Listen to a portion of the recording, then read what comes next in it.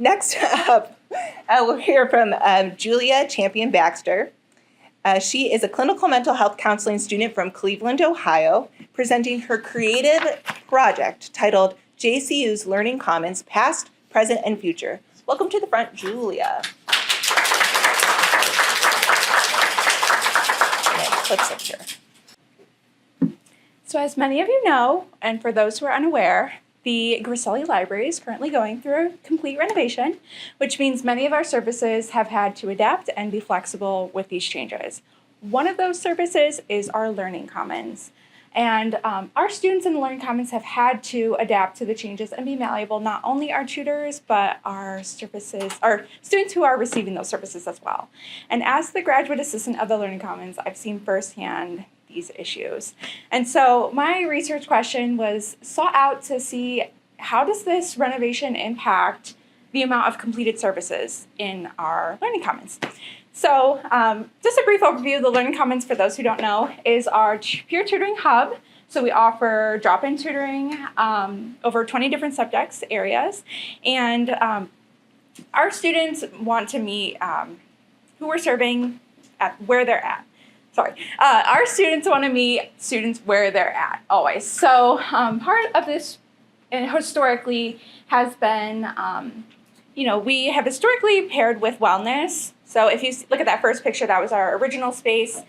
We had paired up with relaxation rooms, wellness in the stacks, but since the renovation in 2023, we have had to adapt, right? We've moved locations, we've moved floors, we've moved sizes of the building. So again, I wanted to look at how does that impact our usage.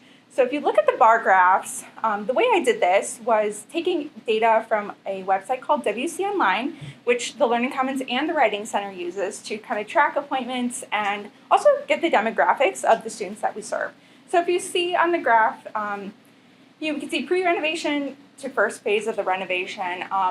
Each of those colors represent fall semester and spring semester. So we can see there's been a slight decline in some of that data. And research in higher education shows that a consistent and reliable space is really important when it comes to student engagement with academic services. So that might explain some of that, that fall in our data.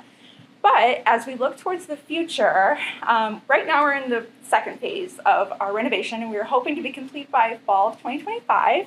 So if you look towards that last box, I know it's a little bit hard to see, but you can see in that red circle is the Learning Commons, right? And we'll be nestled in with other key academic services, such as, the Writing Center, which is knownly our partner, the Master and Tony Family Student Success Commons, of course, our reference librarians, as well as tying back in that wellness with the relaxation rooms right at the bottom, if you can see there, as well as student accessibility services right downstairs. And the hope is that through these changes, not only will our data improve and our numbers will go up, but also we'll just create a centralized hub for student success at John Carroll.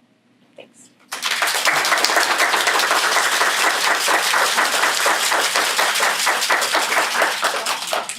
While our